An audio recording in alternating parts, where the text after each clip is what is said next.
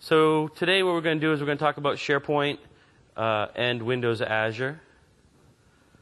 Probably you've been waiting a long time to hear those two words in the same sentence.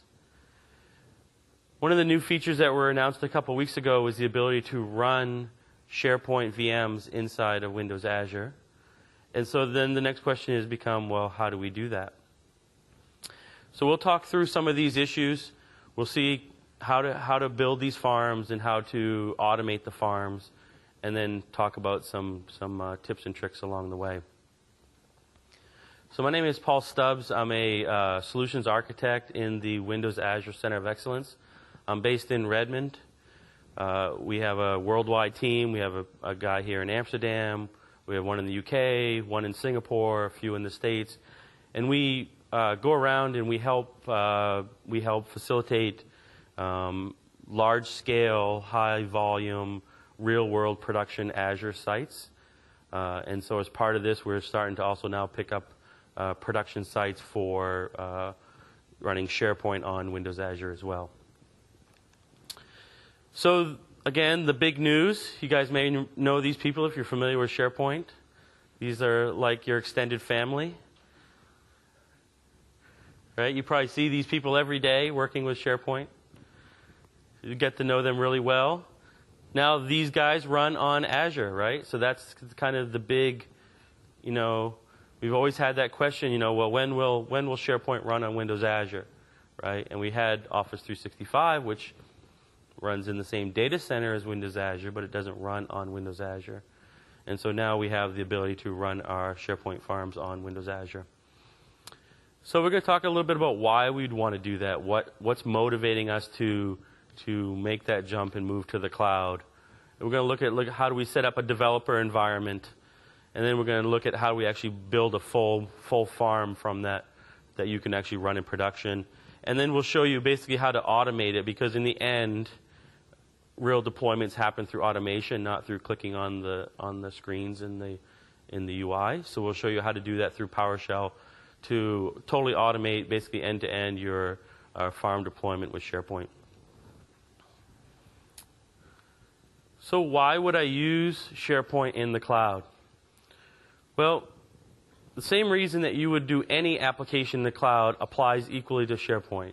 So you can think of this as really just a generic slide that you probably see in every deck this week about the cloud, that the benefits of the cloud apply equally well to SharePoint. So we get all of these features.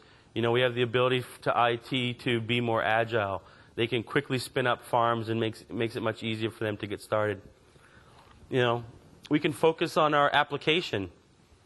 The whole goal of the PaaS model in Windows Azure was, I don't need to worry about the infrastructure. I don't need to worry about all the stuff, buying servers, installing servers, racking servers, finding a building to host them in, right? All that stuff goes away with the cloud. It allows me to really focus on my application at hand.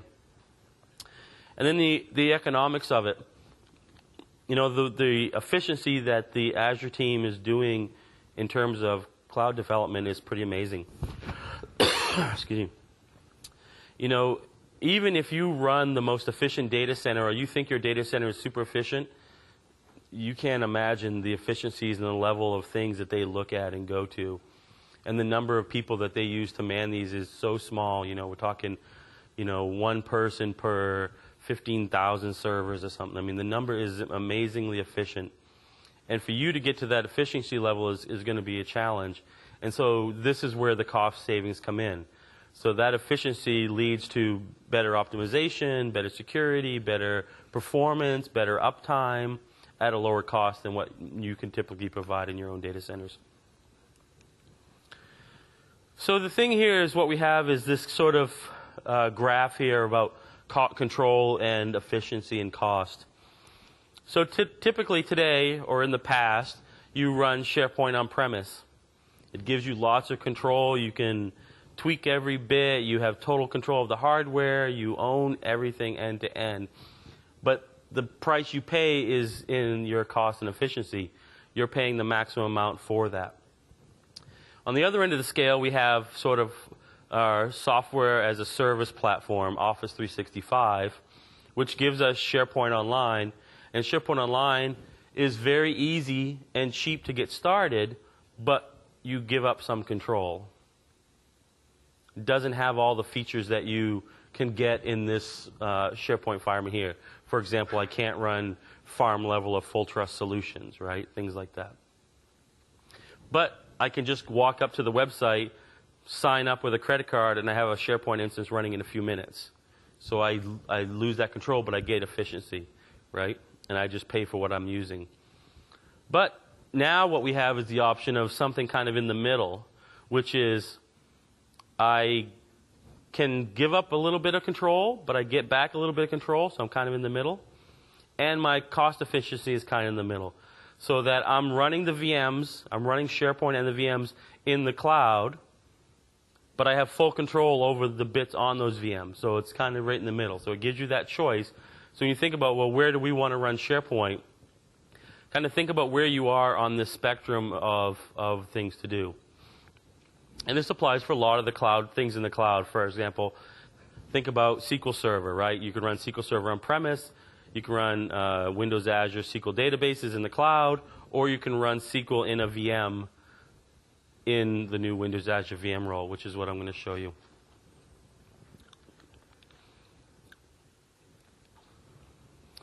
So what kind of workloads can we run in Windows Azure? We think about primarily being phys sites. So if you want to stand up a internet-facing kind of site, typically these are anonymous sites. These are sites that you would see for your .com. That's one environment. The other one that we see a big uptake in is in the developer test and staging environment. You think about how many developers you have in your environment, and for SharePoint, each SharePoint developer has to develop on a SharePoint instance. And so a lot of times it's difficult to provide those SharePoint instances for the developers because of the hardware requirements or policies you have within your company. It's difficult to stand up a server or something inside your environment. And so with this environment, you can think about this as quickly spinning up a developer image, do some testing, do some development, tear it down, stand up a staging environment quickly, run a test, and tear it down. Again, paying for what you use, so you're not paying for a whole staging or a whole developer environments, or you don't have to buy devs all new machines and laptops to do SharePoint development. Another space that's interesting is around hybrid applications. And I would probably say that every SharePoint application that you build will be a hybrid application, which means that typically you won't move like your entire SharePoint farm to the cloud, right? You'll move parts of your SharePoint to the cloud, but there'll still be things that are on-premise. Maybe you have some data in your mainframe on-premise that you want to access, or maybe you have some existing data somewhere else, or maybe you're accessing SAP. Those are examples of doing the hybrid. And so that's very common. But we also see hybrid going the other way, which is hybrid going to Windows Azure. So maybe I'm leveraging SharePoint, but I'm using SQL database in Windows Azure to do that, right? So it's not just hybrid on-premise, but it's hybrid across from cloud to cloud. And the last interesting scenario we see is disaster recovery.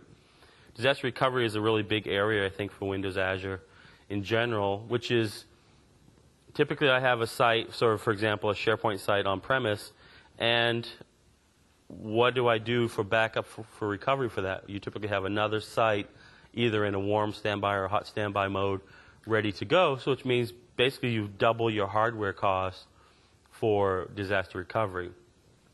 But imagine if you stood that up into Windows Azure instead and used something like Traffic Manager to manage the load balance or the failover to that cloud.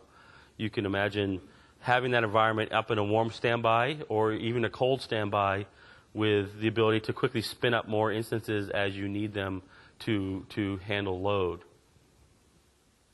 And we see this pattern a lot for a lot of different scenarios. So just briefly touch upon hybrid a little bit more. We talked about hybrid being the ability to have an application that spans multiple platforms. And so in this case, we'd have SharePoint in an IaaS role that's talking to some on-prem service through either service bus or virtual networking.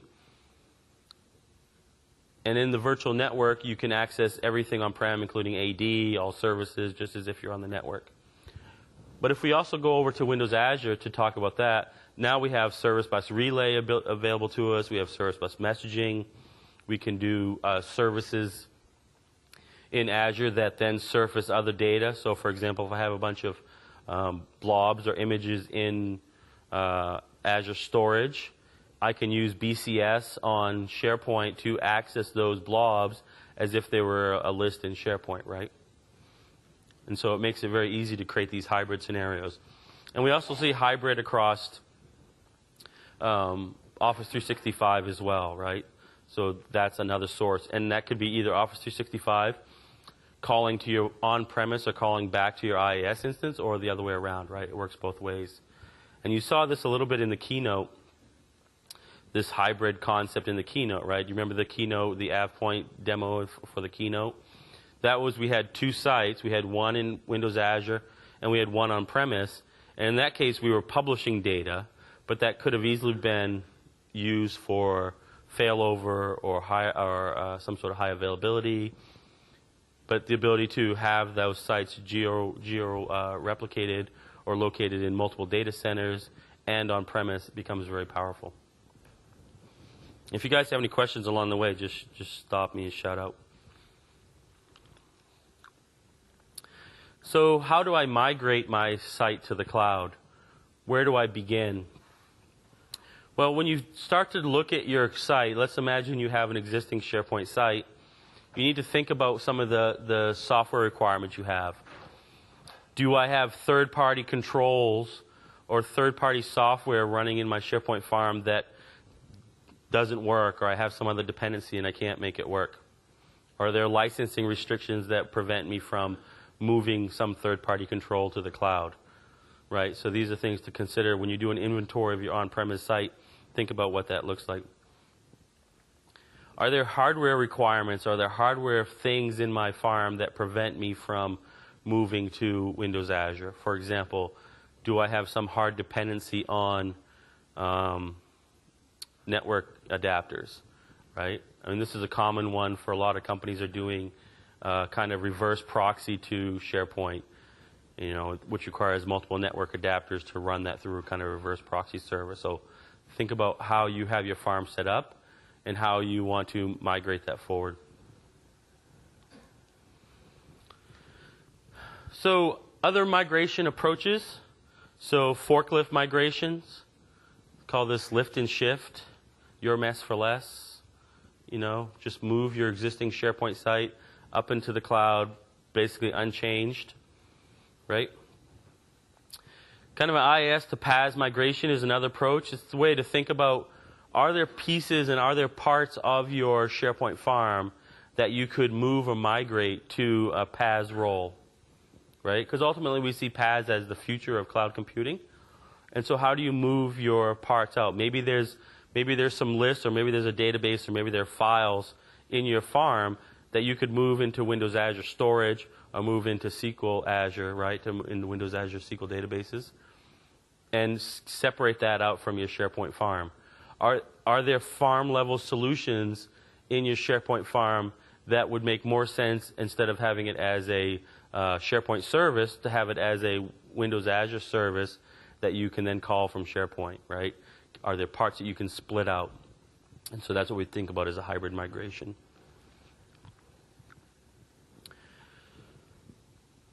So there are really two things you can do here. So you can start with your existing virtual machines. One of the great things about the Windows Azure virtual machines are that they're just simply Hyper-V VHDs.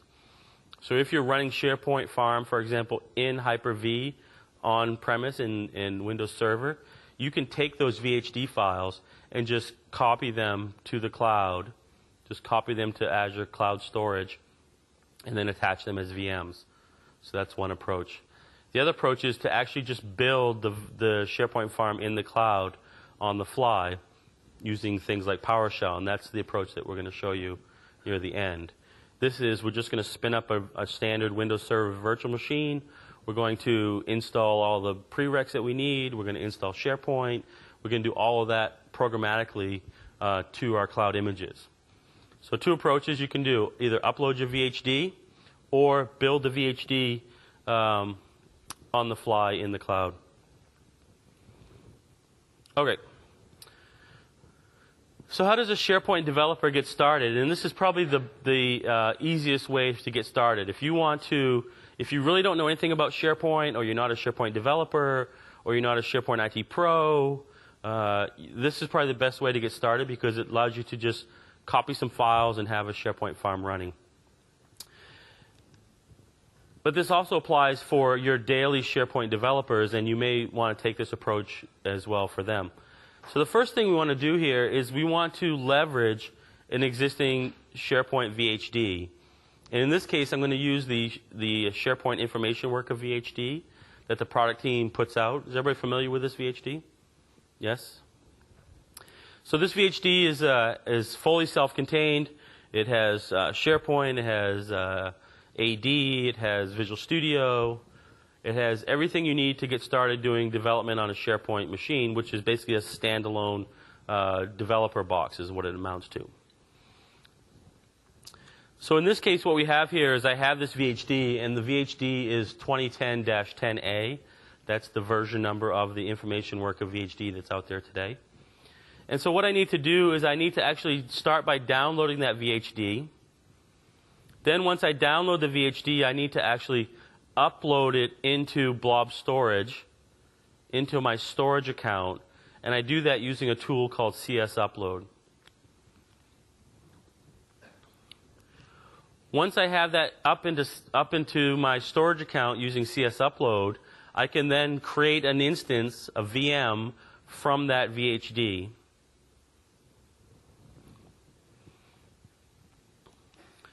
Then once I have that instance created, I can add endpoints to it, such as port 80 or port 443, and then I'm off I go doing my development work. Questions about this? All right, so let's take a look at what this is going to look like here. So the first thing I want to do is I'll show it to you running here. So here on my account, what I have is I have this instance of this machine called SPDev 2010. You can see it resides in the East US data center, and the DNS name is SPDev 2010 as well.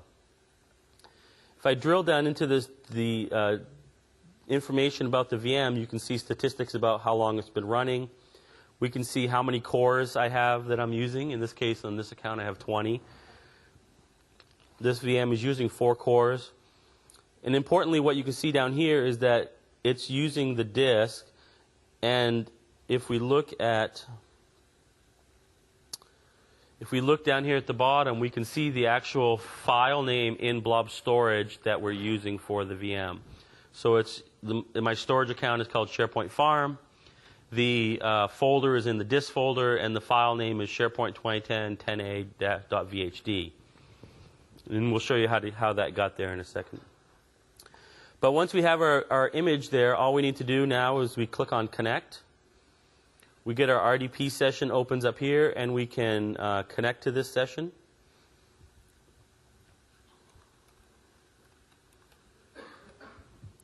Now these are just standard RDP sessions, so kind of one of the tips would be that instead of just clicking on that and clicking Open, what you probably want to do is do Save and save that to your desktop somewhere. And then once you save that file to your desktop, you can actually, I'm going to show you here really, because this is kind of cool. So if I just do Save As, save it to my desktop here, and then if I open my desktop to that file, what you can do is right-click on it and choose Edit. And then once you edit it, it's just a standard RDP file, which you guys are probably familiar with. You can change the behavior of how you want the quality, whether you want your local resources to appear, which is good. So you click on Drives.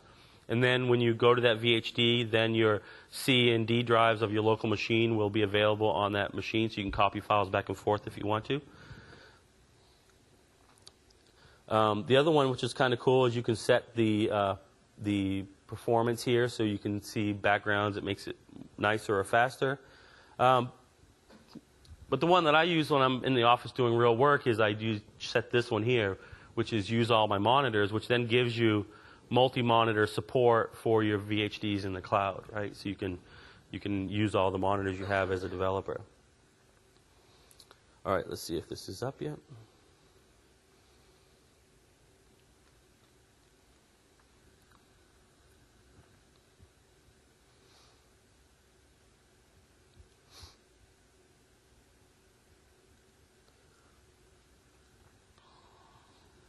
You know, one of the things that we had some feedback on was that some people were saying, well, there's something you need to do to the VHD before you upload it. You need to set some static IPs, and there's nothing you need to do. Literally just copy the VHD file to your storage account, attach it, and run it. That's all you need to do. So if you run across any posts that tell you otherwise, now you know. So once we have this up and running, we can see that's a standard image. Our friends are here on the home page, which makes us happy because now we know everything's good. You can see this image here, actually intranet.contoso.com. There are actually a number of sites on this VHD, which is kind of cool. So if you come out here to the central admin, we can see that we have a number of websites available to us to try out. So there's HR web and internet and LCA web. So there's a bunch of different setups and scenarios that this VHD is used for. And the other great thing is this VHD is the foundation for all the training materials. So if you download the SharePoint training kit, it uses this VHD to do all the labs. So you can do that yourself. Again, it has Visual Studio on it. So if you want to do some development, you can go ahead and start developing projects. Okay, so let's take a quick look at how we built this machine. I think we're done here. One other tip I'll just tell you briefly here, because we'll do this frequently, is if I go to see Windows, System 32, drivers, etc., hosts. One of the things is you need to make sure that you do a local mapping so that you can type in intranet.contoso.com and it goes to the right thing. Otherwise, you'll be trying it and the site won't work and you'll be wondering. So if I wanted to go to the HR web, I would come in here and add a new entry in my host file for that as well. So this is something common that we'll see quite frequently. All right, let's minimize that. Now, so what I need to do is I need to actually download the file and copy it out there to this thing. So how do we do that? Well, what I've done is I have another account here, and I've created a server in the cloud called just a copy server. So this is just a plain old, I said file gallery, create me a new Windows server, and then I'm going to use this server in the cloud to do my copying for me. So I don't have to download the bits locally to my own network and then upload them back into the cloud again from my machine. I do everything up in the cloud by creating this kind of temporary server. So if we look at this here, let's see, we need to reconnect.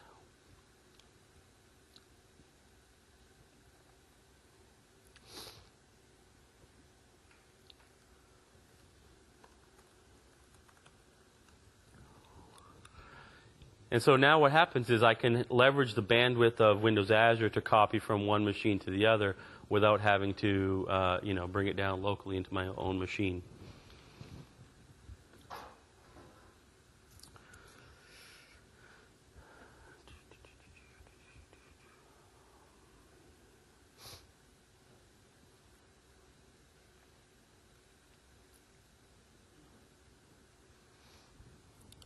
I'll go through this a little bit in detail so that basically later when you're watching the video you can recreate the steps and do it yourself online, because this is really kind of the getting started version of where we need to go. So the first thing I need to do is I need to actually download that image. So what I need to do is go find it. And the easiest way to find it is open your favorite search engine, Bing, and type someone laughing? SharePoint Information Worker VHD. And then, of course, it takes you to my blog, which in here we have a link to download the image. And so you come here, you have the image here that you can download. Let's make this a little bit smaller. So now there's a bunch of files that you should download. So this image, just to kind of give you a little heads up if you're not familiar with this image, has 3 parts to it. There's a 10A, a 10B, and a 10C. So 10A is SharePoint and Office and everything. 10B is Exchange. So if you want to actually simulate running Exchange, that's all set up for you as well. And then C is link server. So if you want to do presence and other link stuff. So really you just need 10A to get started. So just download all of the files associated with 10A. There's 23 of them. Once you download those files, which I've downloaded here to my download folder. So I've downloaded all these files. I just run, because it's a self-extracting zip file, or RAR file in this case. So I just double-click on it, unzip it. And here I unzipped it. And what you get is you get this folder here, which has, basically, this is all ready to be imported in Hyper-V. Right? Really, this is what it's designed for, to use Hyper-V. You would just open up Hyper-V, double-click on that config file, and it would load everything up for you, ready to go. But we're not going to do that because we're not running Hyper-V. What I want to do is I want to just grab the VHD file here in this folder, and then to make it simple for my script, I just copied it up to the root and made a copy of it. So I just grabbed it out of there, and I have a copy of the VHD file. It's a 45 gig file. So the next thing I need to do is I actually need to run CS upload on this. So I do CS upload in 2 steps. The first one is I run set connection, which basically just sets up the connection to my account. And the thing about the set connection here is that you need let's try to break this down a little bit here. I need my subscription ID, which is the ID to my account. And I need my thumbprint, which is my certificate. I need the service management endpoint. Now the trick here is to get the thumbprint is that this thumbprint 1460 is the same one as this management certificate here. If I look at these details, 1460. So that's how I know that this thumbprint is this certificate. And I need to install this certificate locally on my machine. So I need to run Cert Manager to install that certificate on my machine. And then it's going to be one of these. So 14. So I now know this certificate's installed locally on my machine. I know that this is the certificate I'm going to use to register it. And I also need to know that this certificate is available on my portal. So if I come back out here to my portal site, this is the portal that I want to connect to. What I want to do to check my certificate is I want to go back to the old portal. So for the time being right now, we have most of the features moved over to this new portal, but we have still some features that are left over in the old portal that haven't been moved over yet. And managing certificates is one of those features that hasn't moved over yet. So if I look at managing my certificates,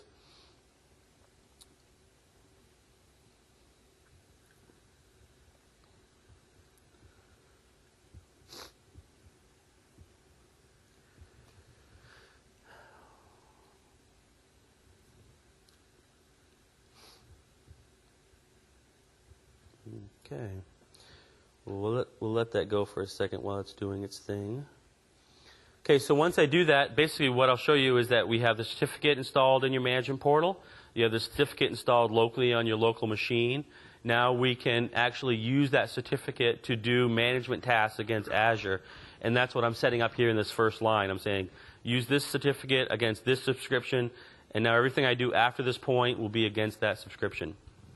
So the first thing I want to do is I actually want to do a CS upload, and I want to do an add disk. So I can do an add persistent VM as the other common command. And what this is going to do, add disk and add persistent VM, it's going to copy my VHD up into the storage account I specify, and it's going to register it as a disk or an image. Are you guys familiar with the difference between those? So in Azure, there's this concept of disk and images. So if I come down here into Okay, so here's my portal. So you can see here's my thumbprint, the 1460 that we saw earlier. So to see that it's, to verify that it's installed there as well. Let me come back to my preview portal. So one of the things I have here, if I come up here and create new virtual machine from gallery, I have images and I have disks. And there are platform images as well, which are also images. Now what that means is that an image and a disk are exactly the same. They're just metadata mappings to a physical file in your storage account. The only difference is that the system assumes that an image is sysprepped and a disk is not. So other than that, it's just they're exactly the same. So if you think about, is this image sysprepped and am I going to create lots of instances of it? That's an image. If it's not, if it's fixed and it's not sysprepped, that's a disk, right? And so in this case, our SharePoint image, since you can't sysprep a SharePoint image that's been already configured, we have a disk because we're kind of fixed and we create one instance of it. So that's why I want to use add disk here. And really add disk and add VM image, the parameters are exactly the same. So you could actually take this, change this to add VM image, and it'd be the same. So the first thing I need to do is I need to specify where I want to store this. So this is the destination. And here I'm going to SharePoint Farm VHD's disks. And where that comes from is that in my account, find the right one here. In my account, I have this farm here called SharePoint Farm Storage. And if I look at this using a tool like Cloud Explorer, I can see that this same storage, I have a view of the storage called SharePoint Farm. It has a container called VHDs, and I've created a folder called disk, and that's where I'm going to upload that VHD file to.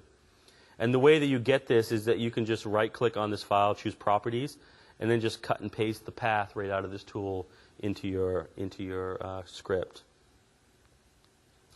So once we specify the location I want to store it, I specify a literal path. This is where my VHD file is located that I'm going to copy. And in this case, I have that full path to that folder that was unzipped, right? To that VHD file. A label of what I want to call this image, and then a name for how that is, and then just specifying what kind of OS this thing's running. Is it a Windows or Linux, or what type of image this is that you're uploading.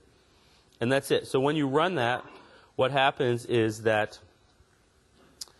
you know, this goes and kicks off and it starts doing the thing. And it does a couple of things. It basically converts your image to a fixed disk, validates that it's a valid image, and then uploads the bits with retry support built in. So it's very kind of convenient. And so it does its thing and it finishes. And it's actually not too bad, right? It took 47 minutes to upload this 45 gig file, which is not too bad, considering that it expands it to 131 gig when it actually does the upload. Does anybody know why? Bonus? So it's a fixed disk, right? But if you go into a VHD or you go into Windows and say File, Create New VM and don't specify any other parameters, you get the default size. And the default size is a 127 gigabyte file. But if you do it as dynamic, you don't really even know because you're only using 20 or 30 gigabyte. But when you expand it out to the full size, that's when you feel the pain. So if we look here in my files here that I have here, we can see that both of these are 130 gig. I basically just made a copy of one of these, right? So it's 130 gig. But the good side is that the way Windows Azure Storage works, it kind of sees that this is kind of an empty file, and it only charges you for the bits that you've used. So even though technically it says it's 130 gig, you're still only being billed for 45. So that's kind of a bonus. And then another thing, if you want to make copies real quickly, like let's say I have a new folder here. I can call this one test. If I want to make a copy of this file, and you can do this while the image is running, you can like grab a copy while it's going, right? You can just come in here and say copy, and then paste, and we're going to copy a 130 gig file just then. Done. Right? And this is all due to the way that Azure does its writes and copies on and things like that internally. But in essence, it doesn't take us any time to grab a snapshot of that file. And it makes my boss happy that he now gets charged for another 45 gig. So now what we've done is we've run that script, we've uploaded it into Azure, and what happens is the result of that is that on my disk file here, I now will see an entry for that disk that I created using the label that I gave it, right? That shows up on here. And in this case, I've created an instance of it already, and you can see that it's attached to the SPDev 2010 image, and we can see that here. If I wanted to create a new disk, all I would do is say, my new disk. And then we specify the URL for this. And here in farm storage, VHDs. Now, the thing about this, and we've put this in for change, that you can't drill down into the images, and it makes it harder to see what images you have here. So you would just pick the image you want, and you can attach it to your VHD file. Good? But the SP upload tool does that for you automatically, so you don't have to do that. And then once we have that disk, all we do is say new virtual machine from gallery, choose the disk, and we'll choose that file. That disk will show up here on the list. It doesn't show up on the list now because we're using it, so it removes it from the list. If I deleted that VM, the disk would show up on the list again. I could create another instance of it.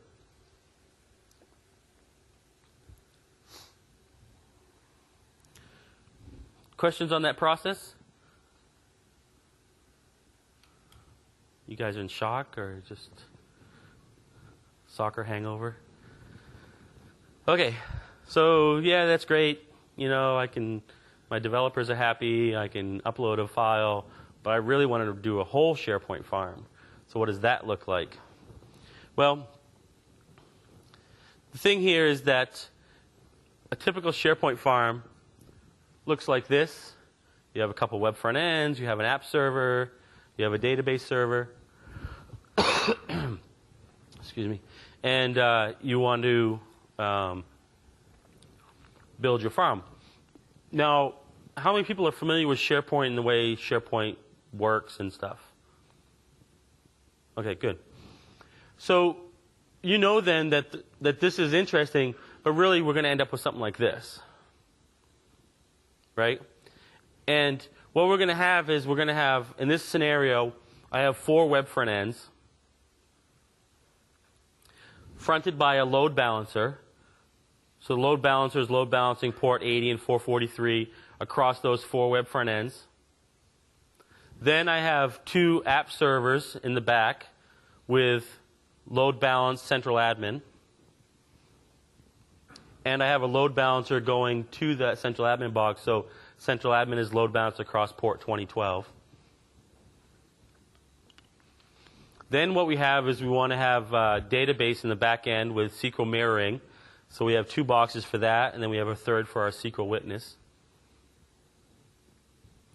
And then finally, more interestingly, is that we actually have 2 AD servers running within this cloud. Now, the way that this gets a little bit complicated is that all of this is wrapped up in a virtual network. And with virtual networks, we can have cloud services. So within a cloud service, all the machines can talk to each other locally. All the ports are open, and they can all communicate locally with each other. So the web front ends can talk to the app servers and everything because they're contained within this cloud service. Now we can also create another cloud service here for our AD machines. And the 2 cloud services can talk to each other because they are in the same virtual network. So in essence, it's as if they're all in the same cloud service is what it amounts to. Now the benefit of this is that we can put our AD machines into that cloud service with DNS. Then, since there is no static IPs, right? We don't have static IPs. We have the dynamic IPs that are infinitely static or infinitely dynamic, right? We need to spin up that cloud service for the DNS first so we know the IP address of that DNS. Then once we know the IP address of our DNS servers, we can then use that as many times as we want for other applications, in this case, our SharePoint farm. So when we build our SharePoint farm, we'll tell it what the DNS is because we started that first. And now this virtual network is also connected to our corporate network through our VPN tunnel. And in this case, for this example, I have a Cisco 5505 ASA 8.3 router is what I'm using. But we support Cisco and Juniper routers. There's a support page on the MSDN that tells you the exact versions of each one. And so what that tunnel does is that it allows us to now go back to AD on-premise so that our AD servers are really just acting as read-only domain controllers for our on-premise ADs that we have on our farm.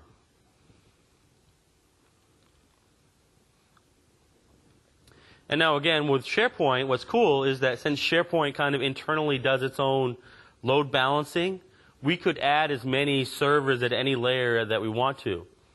If we want to add more central admin machines or more app servers, or we want to break out a couple index servers, or we want to break out, Excel services, we can just add those VMs and away we go.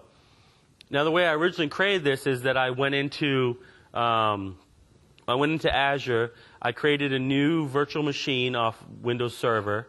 I did all the patches that needed to be done up to that point. I went and I downloaded SharePoint bits onto that VM. I then installed all the prereqs for SharePoint. And then I installed SharePoint itself. But I didn't run psconfig. And so at that point, with that machine set up that way, and then I could optionally, what we see some of our customers doing is installing other enterprise software that they need for patching, for antivirus, for monitoring, whatever else you need on that machine, whatever else you need to appear on all of these machines, install into this image, and then save this image or capture this image as an image in your image repository. Then what I do is in my script, I can just say, create me a new image, a new machine, based upon the SharePoint base image. And then I'm 90% there to having a SharePoint machine. So I only need to do that once for all the machines, because in SharePoint, all the machines are the same other than how many services you turn on, right? Does that make sense? Yes? No? Should I do this in Dutch? Do we need? That'll be my next talk. All right. Sorry, let's see what that looks like.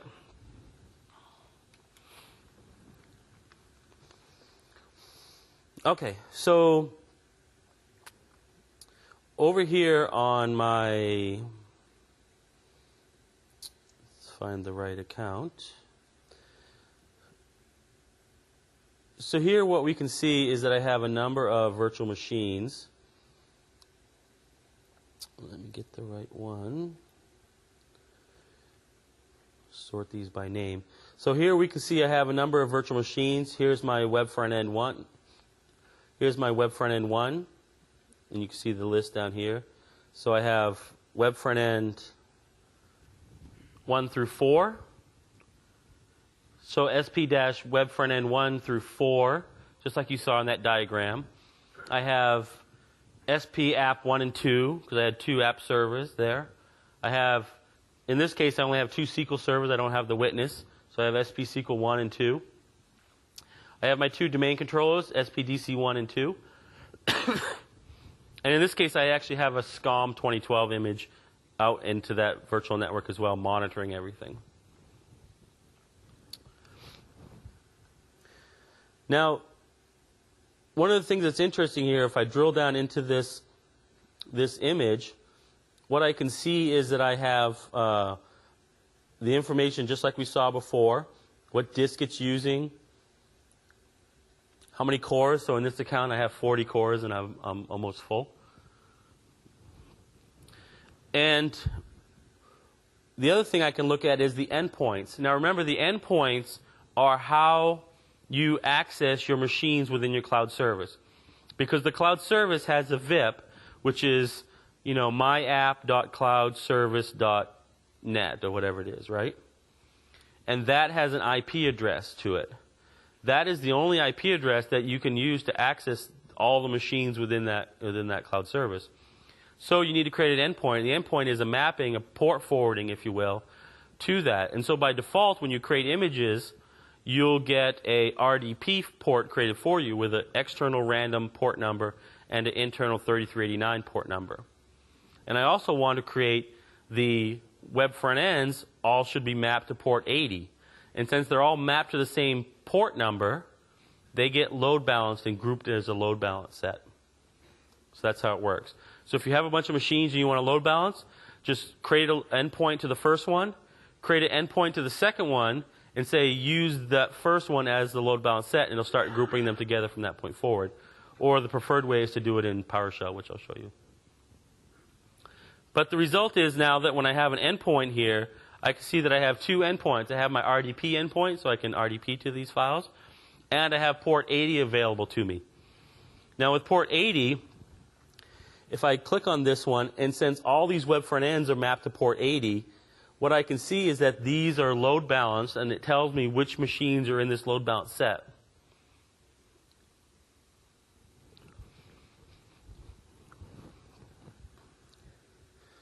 Now, the other thing just to mention here is that the load balancer doesn't support sticky IP at this time, so make sure you take that into consideration when you're building your farm. All right, so let's look at this a little bit more. So now, if I have this site set up, and I can actually RDP into one of these machines. Let's RDP into this first web front end here.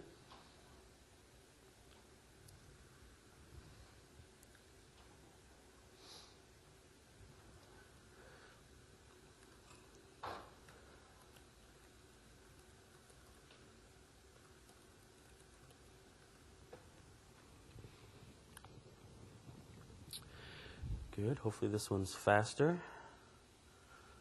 Good. So one of the things here to look at on this machine is if I actually browse to this machine, here's the website I set up. It has the host header of preview.aflac.com, but it's just a standard team site here, and we can see that I'm on web front end for this preview. Now, what's interesting is that if I hit refresh, I'm always going to get the web front end. This doesn't go through the load balancer, because what I have here is I have, if we look at my host file, we can see that I have this machine mapped to 127, so it's mapped to localhost. So this machine will never actually go out through the load balancer. I'm inside my cloud service. It tries to call itself, and then it does the SharePoint thing and pulls up the farm, right? But now if I'm going from the load balancer, what I need to do is I need to, from my machine, I need to set a host file up for my machine. So if we look at my local desktop here,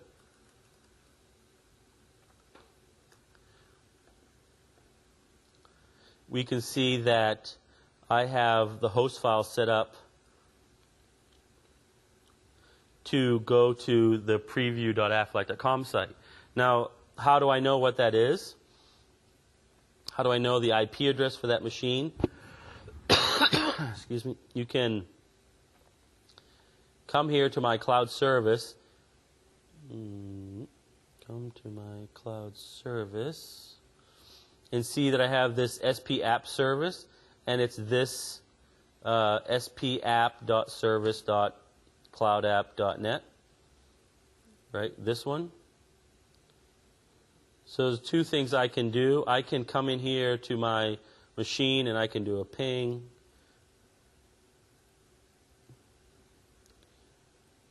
And I can see that IP address that way. So that's one technique you can use. Another good technique is if you come here onto the actual machine itself, come over here to this other search engine and say What is my IP? Now this is going to be the, this give me the right one. Oh, I'm on the wrong box here. Let me close that so I don't get confused. So from my web front end here, we can come in here.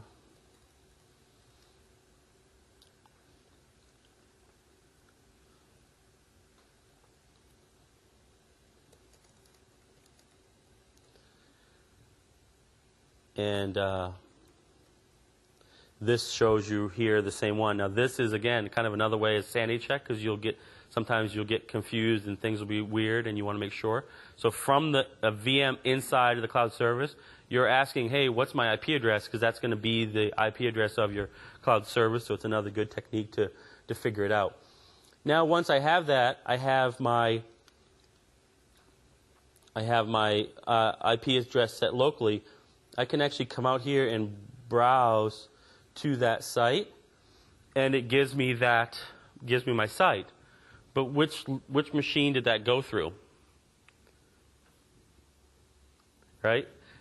Are my load balancers working? How do I know? Right? This is the trick. So one of the things that I've done here is that if you come here to the web front end, come out here to program files, common files, Microsoft shared, web server extensions, 14, templates, where are we at here?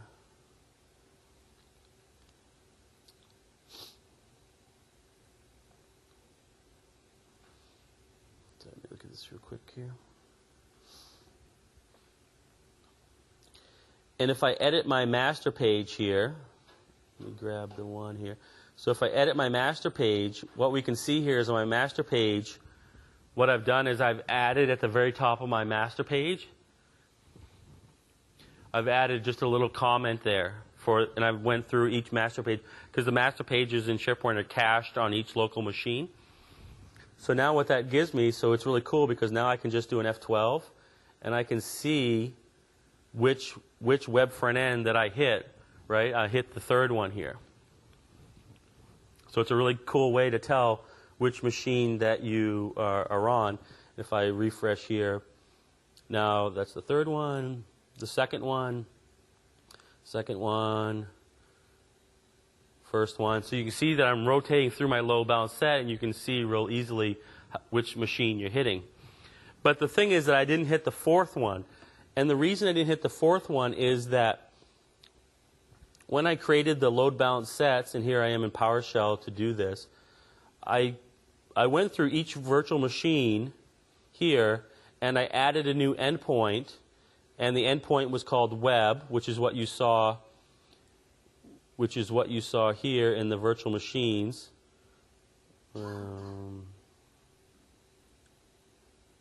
So in the virtual machines on the endpoints, there's a web point in here called web on port 80 and port 80. But what you can't do in the portal that you can do in PowerShell is that I can actually group these and name them into a load balance set and give them an actual name myself. Then I can specify the public port and the local port. And this next part's important, what you can't do in the portal, is I can actually specify a probe path. And so the probe path is the thing that the load balancer is going to call to verify whether that service is alive or not. And so if you just went in the portal and created a load balance set, it'll always try to just call port 80 and see if that's alive, that it'll do it. But with a custom probe set, it looks to try to open that file, and it can be anything you want to call it. I called it is okay. It tries to open that file, and if it gets a 200 response, it's good. Anything else, it's not good. So you could write code. You could make this an ASPX page if you wanted to. You could write code in that file to determine whether you want to return a 200 to the load balancer or not. Maybe you want to have the load balancer back off and you say return a 400 or a 500 error or something like that, right? And the load balancer will stop sending you traffic for a little while. So you decide what you want to do in that probe path, in that file, check the memory, check the hard drive, check the users, whatever you want to do to determine whether you want the traffic sent to you or not, you can do within that set. So once you specify the probe path, what you need to do here, and we can actually go do this on one of these here. Let's go look at number 4.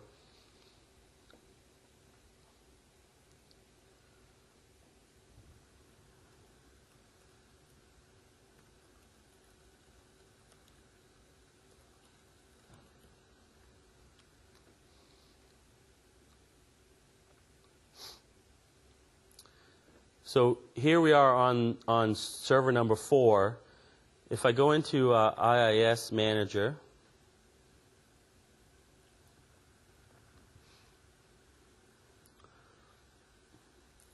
open up the sites.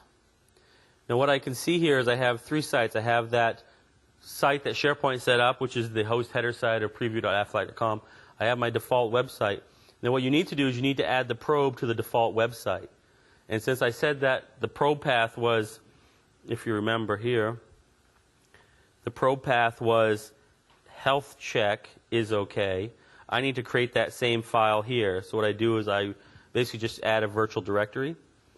So add a virtual directory called health check. And then the path is going to be could be anywhere. Let's just put it in the same place, inetpub, www-root. We'll create a folder called health check.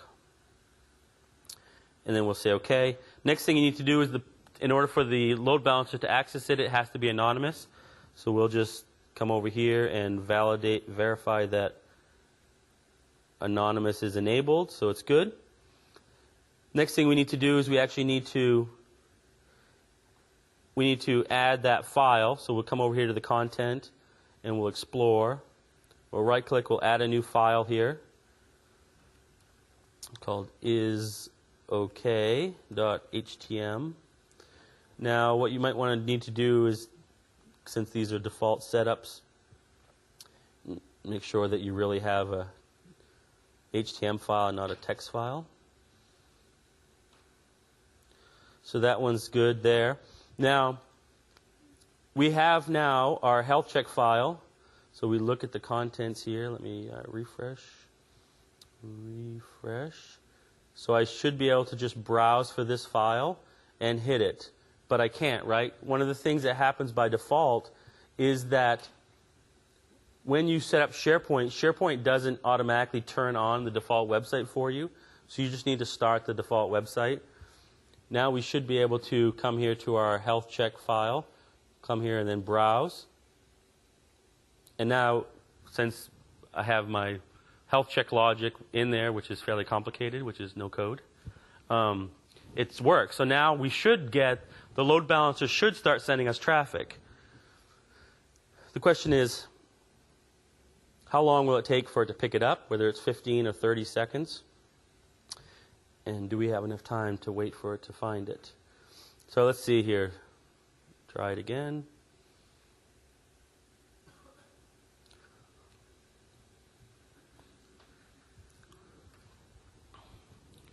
Sometimes it's a good sign that it's taking a long time because it probably hit the 4th one, which hadn't been spun up yet. So SharePoint's going through the first time, warm up phase.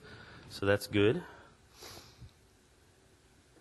Any questions on that? Basically, kind of understanding how the probes work and lots of stuff you can do and how to configure that and set that up.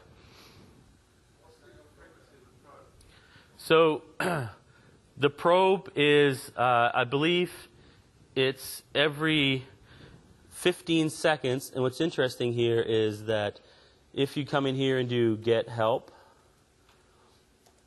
like, how many people are familiar with PowerShell? Cool, yeah. So you can do get help, and then you can do, we want to do our add Azure endpoint. If we do add Azure endpoint, and then we'll do full. It tells us in here,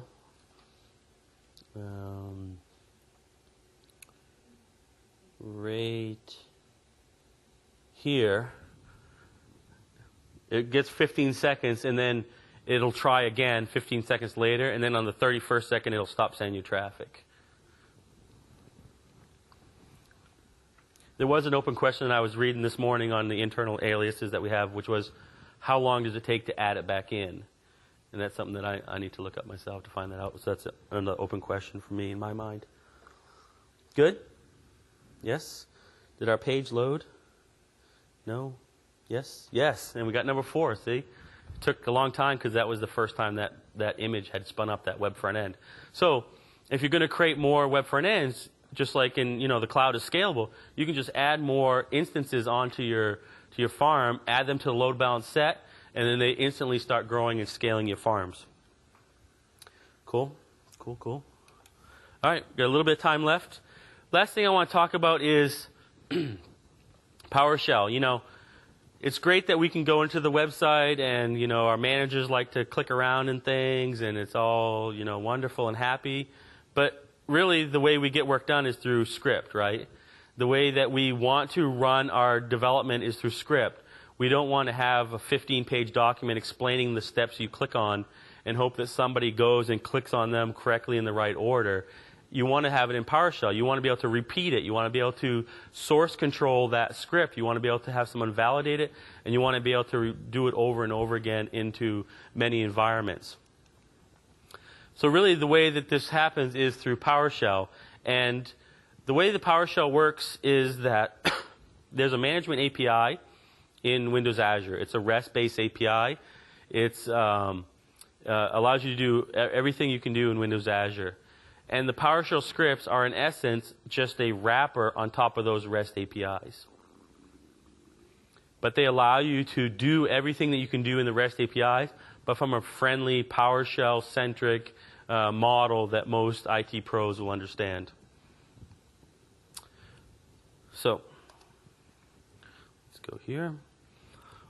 So let's take a look at what it takes to build a virtual machine using PowerShell. So this code may seem a little daunting. We'll go through it step by step. If you're not a developer and you feel nauseous, just look away for a minute. So the first thing we want to do is we want to create our configuration information for our web front end.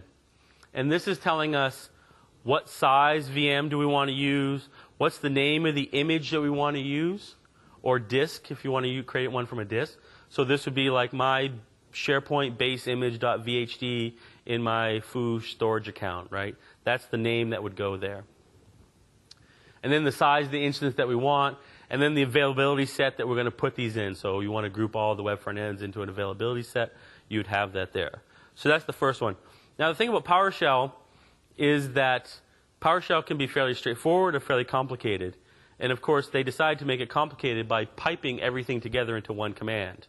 So you can see at the end of this line, there's actually a pipe which sends the output to the next command and what's it doing. So you could break it apart, make it a little bit easier to understand, but this is the way the examples are so far. So the next thing we want to do is we want to get the provisioning configuration. Now the way the PowerShell works the way that the VMs work in Azure is that when you go to the website and you fill out all that information, when you say file, create from gallery, and ask you for your username and password, that's the information that's going here. And basically what that builds is it builds an unintended XML file that gets passed to the image, and that's how it gets created during the sysprep process, right? When it goes from a generalized state to a specific state. So here we're going to say, what's the name of the administrator password? What domain do you want me to join? Right? Because we already set up our domain controllers already, and now we're taking our farm and joining it to that domain. So what domain controllers do you want me to join? What's the machine name you want, the object, right? And so on and so forth. And again, then take that output and pipe it to the next line. Here's where I can create my endpoints. So you saw in the code I showed you earlier, I can just go and create endpoints on the fly, but it's better to create them while you're doing this. The reason is if you did it in the code, it actually takes a little bit of time because it stops all the VMs in the cloud service for each line. So it stops everything, spins it back up, stops everything, adds the endpoint. But if you do it this way, it's much faster. So this is exactly what you saw before. We have our probe path, we have our the IP address and port number that we want to go. And then we can also set our subnet here as well, so which subnet we want to go to.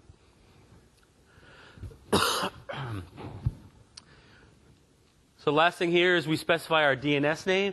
Now again, this is why we set that cloud service up first with our 2 AD machines in it, so that now when we build our farm, we can tell it which IP address to use for the DNS server, and now all these machines will know how to talk to each other and know how to talk to the DNS server. And then finally, this is where everything really happens. So I create a new Azure VM. I specify the name of the cloud service that I want to create it in, right? So that was that cloud service container. I specify the affinity group that I want it to be in, what virtual network that I want that to be into. I specify the DNS settings, which is the DNS that we just built here. And then I pass in all of the names that I want to do in this one operation. So basically all that stuff up and above, you would copy that for every VM that you want to create. So I'd have 4 web front ends, I'd have 2 app servers, I'd have whatever, I have my SQL servers. And then in one operation, I would create all those at one time. And it just blows out that whole farm at one shot.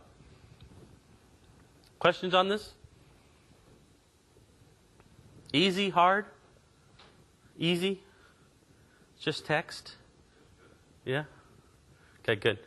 All right, so let's look here. We have just a few more minutes. Then I'll leave some time at the end so we can do some questions. So one of the things here is that we saw this a little bit already. Let me start from the beginning here and how you get started, because it's kind of important here. So the thing you want to do is you want to go to Windows Azure. WindowsAzure.com is the starting point. So if you're doing development, the first thing you want to do is you want to come to the .NET Developer Center. You want to click on this and install the SDK. Now you can choose to do either the 2010 SDK or the 2012 SDK. Both of these are, in this case, are the 1.7 SDK that's out today. And they install side by side. So in my case, for example, I'm running both versions of Visual Studio, and I have both versions of the SDK installed, and everything works fine. So once you install the SDK, the next thing you want to do is install the developer tools to do the PowerShell management. And it's a little bit harder to find. Excuse me. But you click on the Manage tab. And then on the Manage tab,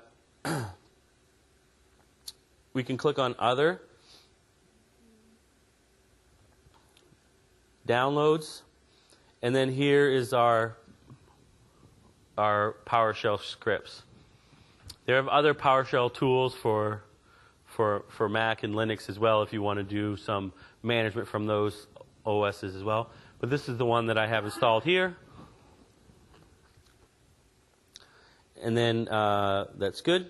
So once you install the PowerShell, the next thing to do is install, well, in this case, I use Power GUI. I think it's probably the best tool to use. Becomes very easy. It has IntelliSense. I can do line-by-line debugging and so on and so forth. I can run both in script mode and interactive mode, and it's free, so you can't beat the price. So just do a search on the web for Power GUI and install that. So one of the things I want to do now, the first thing I want to do is show you is starting from the beginning. I've installed the scripts. I've got my PowerShell all set up. Next thing I need to do is I need to install my account. So the thing is, there's a Getting Started page that's part of the help when you first get started. And you really want to follow this. This has everything you need to get started here. But what's interesting is this tells you pretty much everything I just told you.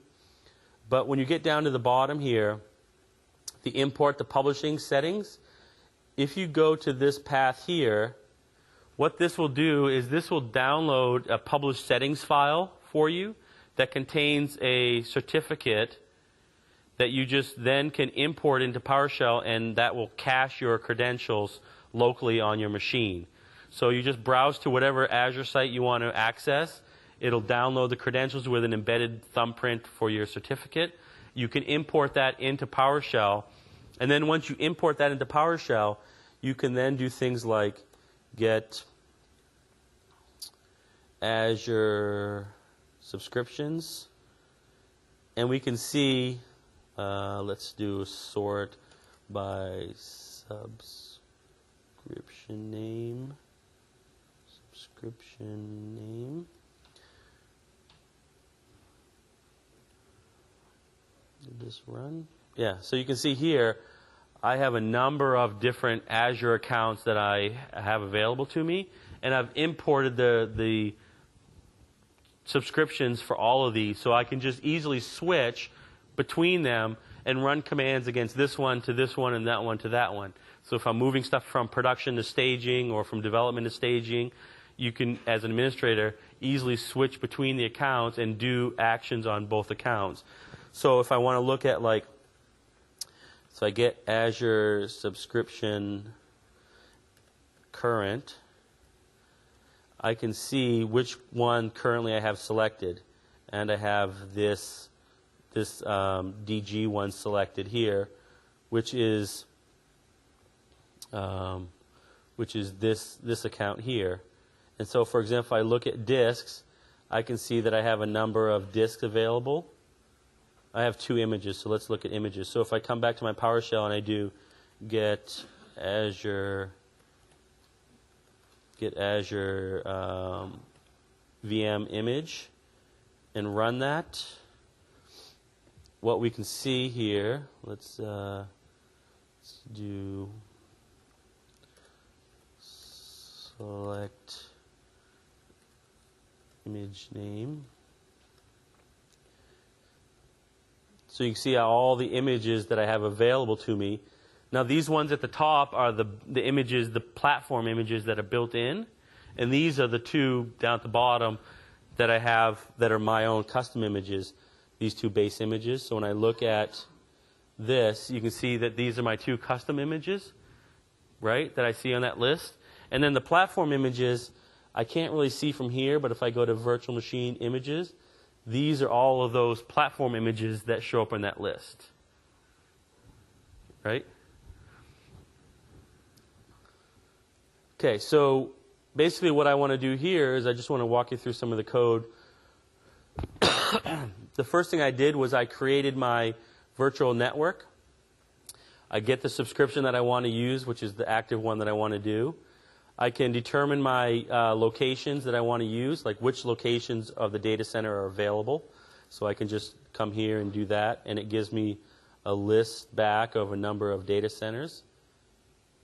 So this is this one here that I'm in.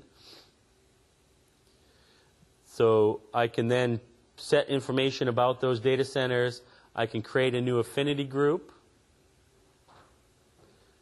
I can create a new virtual network configuration. Now the virtual network configuration is based upon a file. So if I actually look at that file and see what that looks like, this is something that you have to create by hand, but you can do it once and then save it fairly easily.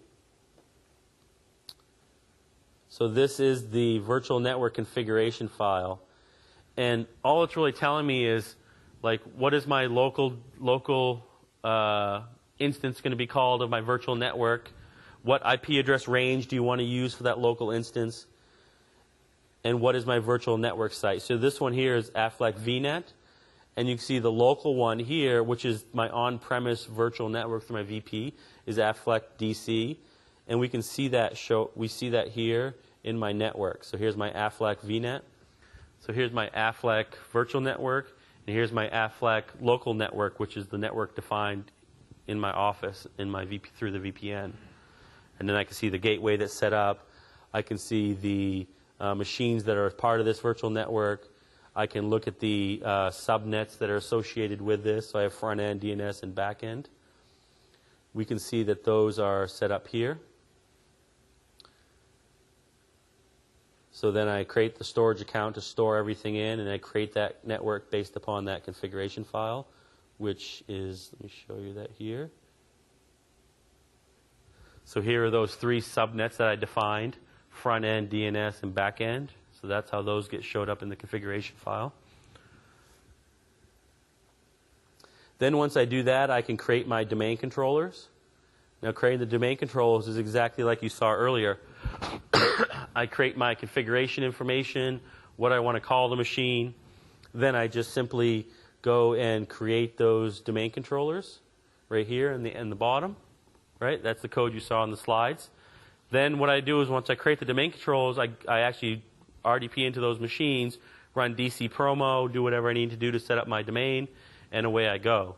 Now that could be automated as well. We just don't have that set up. One other thing that I do on my base images is I turn on remote PowerShell so that I could continue to PowerShell DC promo from here, from this script, if I wanted to. So that's another thing to do. So then all I need to do is create my SharePoint farm. Now the SharePoint farm is exactly like creating everything else.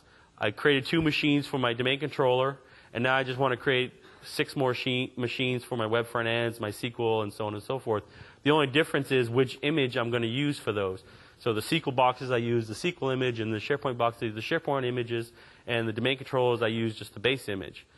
Other than that, the process is exactly the same. I specify the configuration information for all those machines. So there's web front end 2, 3, and 4. Here's my app servers, 1 and 2, my SQL machines. Now the SQL machines, the only difference is I'm actually attaching 2 data disks. Remember, you can attach up to 16 1 terabyte disks to your VMs. So I'm going to attach 2 data disks, one for data, one for logs. So that's different. Other than that, create my DNS, just like we did before, and then just run the script which says create the VMs.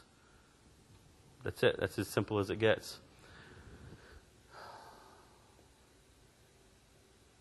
And then after that, that's pretty much it. There's nothing. Creating the VMs is exactly the same. You could also, again, like I showed you earlier, go in and create the load balance set if you want to, or create them as part of the image.